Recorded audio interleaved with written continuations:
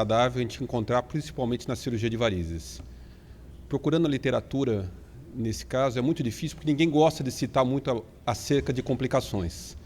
Mas, para vocês terem uma ideia, em conversa com algum colega meu, por exemplo, ao nível, infelizmente, essa informação não consegui ter dados oficiais, um conselheiro do CRM é a causa mais frequente de queixa junto ao Conselho Regional de Medicina é a parestesia, ou seja, alteração neurológica do membro inferior, na cirurgia de varizes.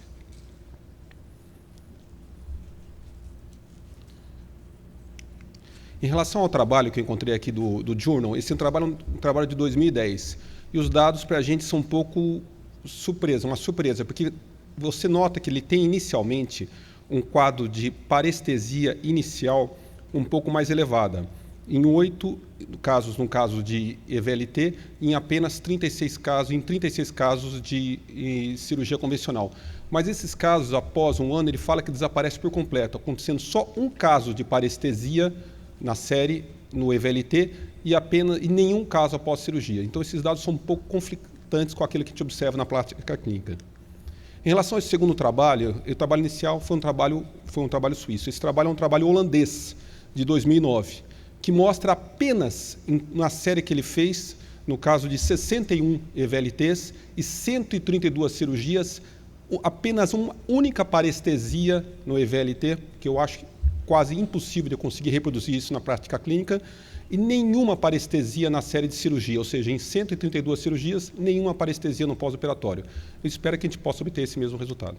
Então, o questionamento é esse: se o tratamento é feito sempre supragenicular, que no nosso meio isso não é a realidade, a gente acaba fazendo uma cirurgia personalizada para o paciente. Vários casos a gente precisa fazer a abordagem ao nível do tornozelo, porque você vê toda a rede venosa, toda a drenagem, todas as veias varicosas que são mantidas por um refluxo, às vezes intenso, ao nível da safena abaixo da perna, e eu não consigo padronizar esse tratamento supragenicular para todos os pacientes. Eu gostaria que assim fosse, mas eu acho que é impossível você padronizar uma cirurgia de varizes para todos os pacientes. A ausência de linfedema, esse é o questionamento. Eu não vejo presença de edema, gente. É realmente a complicação maior, definitiva, que o paciente vai carregar um CAP2, que não tem queixa nenhuma, vai carregar isso por toda a vida e não existe linfedema. Então, realmente, eu não consigo reproduzir também, que isso realmente eu acho que não reflete a nossa realidade. O que a gente nota, principalmente conversando, que a gente acaba não publicando.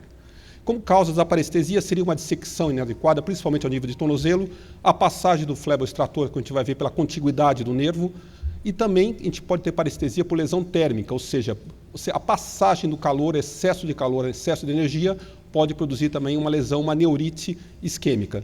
E a punção também, que a gente tem que pensar nisso, não só na punção nesses procedimentos endovasculares, como a gente realiza a punção para fazer o tratamento endovascular, você pode também ter lesão de nervo. Com edema, a lesão da dissecção ganglional, porque às vezes a dissecção é muito grosseira, tem que ser uma dissecção fina, a lesão linfática do próprio fleboextrator e a lesão linfática por termoablação. Eu peguei um caso agora recentemente que eu tive uma linfocele, uma explosão, provavelmente eu devo ter feito ao nível da região inguinal do gânglio, e surgiu uma linfocele, que também não foi publicada ainda, pós-termoablação, quer dizer, com uma coisa realmente inesperada. E não tem que pensar também no edema, como foi citado na primeira mesa, e eventualmente a presença de TVP que pode ser subestimada. Em relação à anatomia, o que é importante, a gente ver a proximidade do nervo nessa região. Não é só o nível de tornozelo. Então, às vezes, a gente faz uma punção nessa região, a gente pode ter lesão de nervo, e às vezes o fleboextrator, independente se você tirar um pouco abaixo do joelho, você pode ter lesão de nervo. Então, a proximidade do nervo safeno a proximidade é muito grande. Então, a chance de ter lesão é muito grande, como parestesia, eventualmente até uma hipoestesia, ou até uma anestesia definitiva. Principalmente na safena externa, que é a grande dificuldade, que a contiguidade do nervo sural é em todo o trajeto, a lesão é muito grande e é subestimada, eu não vejo dados mais fiáveis em relação a isso. Na prática clínica, eu observo em 30% a 40% dos casos que a gente faz safena parva, tem lesão de nervo, mesmo com o endolaser. Já é muito maior, às vezes, até no caso com a fleboextração. A gente tem evitado um pouco isso, fazendo a punção ao nível do terço médio, um pouco acima do terço inferior, da perna. Isso você consegue minimizar um pouco a lesão do nervo. Em relação a medidas preventivas, a termoablação a gente tem feito em intumescência com soro gelado, guiado com ultrassom. É importante entrar dentro da fáscia. Esse soro gelado você acaba afastando, divulsionando um pouco o nervo. Isso permite você tentar evitar um pouco mais essa lesão pela termoablação. Usar baixa energia.